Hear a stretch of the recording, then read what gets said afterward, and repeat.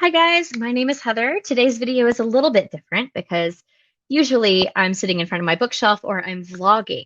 Today I'm sitting at my desk and I was trying to think of a good video to do today. And originally my plan was just to be like, hey guys, here's all the five-star books I read in 2023 so far. But then I thought, you know what would be better? Tier ranking all of my five-star reads. And so today that's exactly what we're going to do. We are going to rank all of my five-star reads and see how they fare against each other in a mashup. So let me share my screen. Let me tell you about the different categories I've got going on here. This might not be the most efficient way to do a tier ranking, but Canva is the only thing I know how to use, and so it's what we got. So here we have it, five-star rankings. The categories that we're looking at are it made me cry for all the right reasons, because if a book can make me sob, it has to work really hard to not be a five-star. I love the catharsis that crying over a good book can make me feel. The next category is forever favorite, meaning that it didn't make me cry, but I'm going to love it forever. The third category here is really freaking good. So it was just a good, solid 5 stars. And then the last one is bottom of the top. So it didn't make me cry, and it might not be a forever favorite, but in the moment, I gave it 5 stars. So the thing to remember, obviously, is that these books are all 5-star reads, meaning that they were amazing in my brain, and my first instinct was to give it a 5 star. I'm just curious to see like where they're going to end up next to each other. So the first one that we're going to talk about is The Man Who Died Twice by Richard Osman. This is the second book in the Thursday Murder Club series. If you've never read the Thursday Murder Club, we follow 4 friends who are in their 70s and 80s living in a quaint little retirement village in England. They meet every Thursday to look at old cold cases and kind of do what we love to do with podcasts and try to solve the crime. But when murder hits close to home, they end up biting off more than they can chew. And whether or not the police want to work with them, they end up all working together to solve a murder. The second book follows a very similar formula, but we are also dealing with some plot devices in our characters' own stories. The personalities of these characters is exquisite. I love every single main character that we're introduced to. Richard Osman does a great job incorporating the setting and just different things that all people struggle with into these books. And you find yourself relating to these 70 and 80-year-olds and absolutely being envious of the friendship they have with each other. However, it did not make me sob. So we're going to put this one in forever favorite. I can't wait for the fourth book. It comes out in September. Next up, we have Tomorrow and Tomorrow and Tomorrow by Gabrielle Zevin. A very brief synopsis. We are following 2 friends that met in childhood named Sam and Sadie. Something I loved about this book was that these characters are not romantically involved, but they have a very deep, very intimate friendship with each other without it being romantic. And I love that the book emphasized that. I do think that at times they were quite toxic towards each other, but there's always redemption and hope that we find in their story. Together, they make a video game, they start a successful video game company, and we're also just doing a very big character study on both of these characters. It did make me shed a couple of tears. However, it did not make me sob. So it's going to go in forever favorite. Now, this has been the year of Abby Jimenez for me.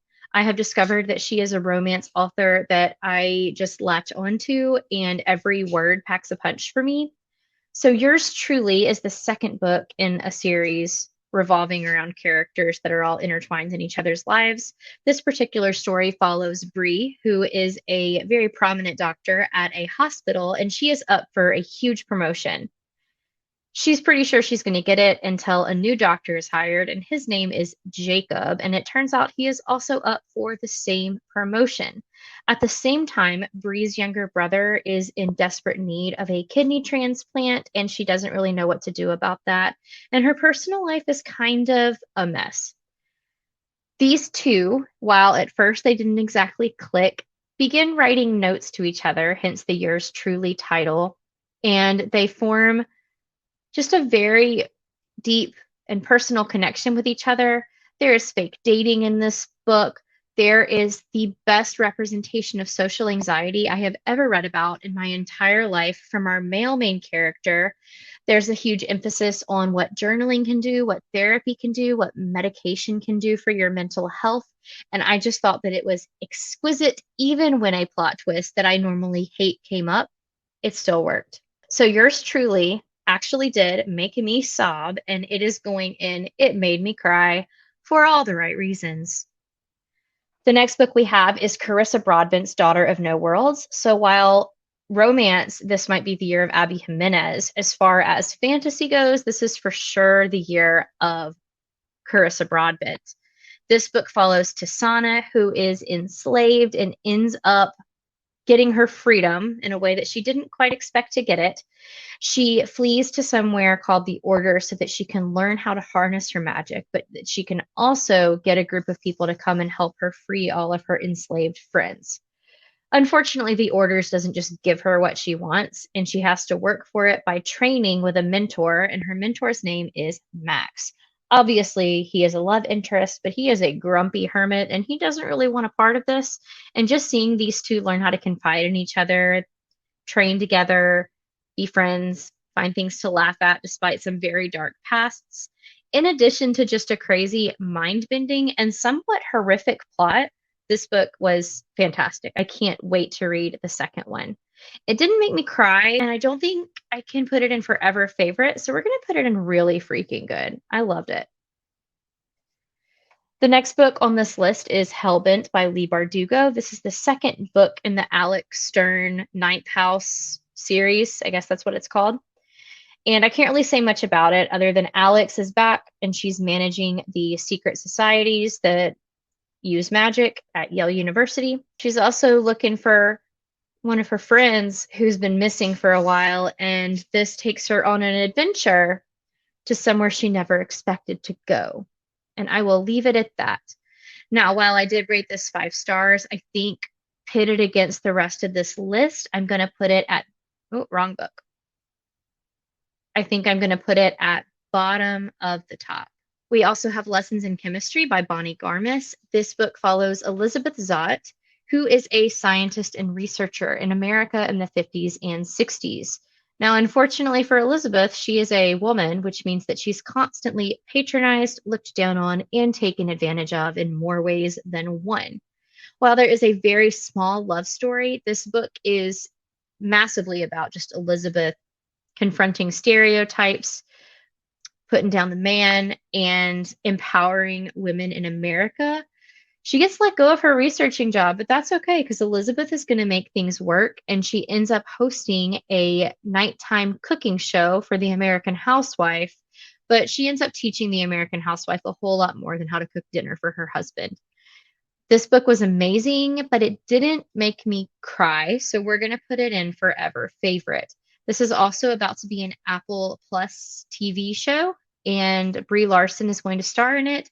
And the dog, if you know, you know. I can't wait to see the dog in the show. Next up, we've got Sarah J. Maas's Heir of Fire, the third book in the Throne of Glass series. Now, I have a very tumultuous relationship with Throne of Glass because I DNF'd the first one twice because the writing was just terrible to me. I could not get over it. Clearly, Sarah J. Maas has improved leaps and bounds since she wrote the first Throne of Glass book. But by the time I got to Heir of Fire, her writing is so different than it was in the first book. It's lush, it's rich. She takes so much time with her characters and expanding the world, expanding the point of view, and really building the plot. I cannot wait to see where this plot is going to go. It's just really good. And I know the next several books just get better and better and better from what I've heard. So this is the first Throne of Glass book I've given 5 stars to, but I'm leaving some room for growth. So it's going to go in bottom of the top. I told y'all it was the year of Abby Jimenez and Carissa Broadbent, and you'll notice the next 2 books are by those authors. So first we've got Part of Your World by Abby Jimenez. We follow Bree's best friend, Alexis, and her love interest, Daniel. Alexis is a big city girl. Daniel is a small town guy. And the main question here is how do we make our love story work when we are such different people? Alexis is significantly older than Daniel, and they obviously live and work in two very different scenarios. I loved this story because we were looking at characters who had to learn how to communicate, had to learn how to put their needs and their interests in front of their partner and learn how to compromise willingly and lovingly. And their love story was just very sweet. It did not make me sob, though. So it's going in forever favorites. Now, Ashes and the Star-Cursed King is the sequel to the beloved Serpent and the Wings of Night. I didn't give the first one 5 stars because I read it right after Fourth Wing, which also isn't on this list. Surprise. I gave it a 4.5, I believe. But Ashes and the Star-Cursed King, I just really love where Carissa Broadbent took this story. The political world, as well as just the fantasy romance, is so huge and the scale is so big. It just kept me compulsively turning pages on my Kindle. But it didn't make me cry. And I didn't like it as much as Serpent and the Wings of Night. So it's going to go at bottom of the top. I'm so excited to talk about the next book, which is Remarkably Bright Creatures by Shelby Van Pelt.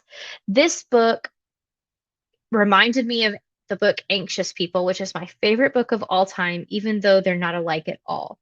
So, what is Remarkably Bright Creatures about? It is about an old woman named Tova. It is about, I always want to call him a kid, but he's in his 30s, this guy named Cameron. He's just very immature and doesn't quite have life worked out for him yet. And then we're also following a giant Pacific octopus named Marcellus. This book takes these characters that seemingly have nothing to do with each other, that could not be more different, and intertwines their lives in such a beautiful way. I cried more than once in this book.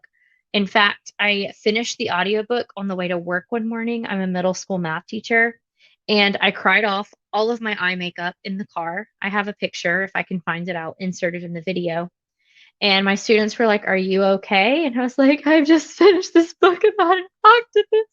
And I don't think they got it. But that said, I think with me talking about how much it emotionally impacted me, there's nowhere for it to go but in it made me cry for all the right reasons. Speaking of books that made me cry for all the right reasons, the next one is A Man Called Uva by Frederick Bachman. I just told you Anxious People is my favorite book of all time, and this one's got to be close in regards to all-time favorites because this book shook me, shook me good. It is about an old man named Uva. He is like Mr. Monk, if you've ever seen that show, combined with the old man from the movie Up. He's been through a lot in his life. He is very, very sad, and he covers his sadness by just being grumpy and kind of mean to his community and those that surround him. But his neighbors do not let that slide. They're like, you just need the right people in your life to love you, and you need to learn how to love. And oh my gosh, it was beautiful. There's also a cat in it. So I recently put out a reading vlog where I sobbed right after finishing this book and then immediately watched the Tom Hanks movie. So in case you haven't figured it out, this one also has to go in. It made me cry for all the right reasons. The last book on this list is Emily Henry's Happy Place. Now, if you watched my Happy Place reading vlog, you will note that I did not give it 5 stars at the end of that vlog. But since then, conversations have happened with other people. Some quotes have really impacted me that I didn't quite allow to hit me as hard as they should have on my first read through. And I ended up changing my rating to a 5 stars. So this book is about Harriet and Wynne, who are ex-fiancés and have not spoken to each other in a good while. However, they also haven't really told anybody that they broke up. So things get really awkward when their college friends invite them both to a weekend away at the lake house that they've been visiting for many years all together. Because, you know, this book was pretty much written for the type 9 introvert who doesn't want to cause conflict. Wynne and Harriet don't tell their friends that they are broken up, and they decide to just fake it for the week. And then when things settle down a little bit, they'll tell their friends. This book was a romance, but it also focused heavily on friendships and allowing your friends to change while still being there for them. It was a book about miscommunication, but pointing out all of the holes and the reasons why miscommunication is bad. This was a book that dealt with characters learning how to face conflict when conflict is one of the scariest things in the world for them, which is something I identified with so much. Conflict in a relationship is one of my greatest fears, and I know that that's like not healthy, but also um, this isn't a therapy session, so I won't go into all of that. This book was really, really freaking good. Compared to Emily Henry's other books, I don't think I can put it in a forever favorite, and it didn't make me cry, so it's going to land happily here in really freaking good. So, looking at all of these, this definitely seems accurate, and I'm happy with that list. So, after seeing all of the 5-star books that I've had this year and where they landed, let me know if we share any 5-star books from 2023. And if we don't, tell me one or two of your favorite 5-star reads of the year. If you're interested in more bookish content from me, please make sure that you like and subscribe. I put out new bookish videos every Tuesday and Friday of every week.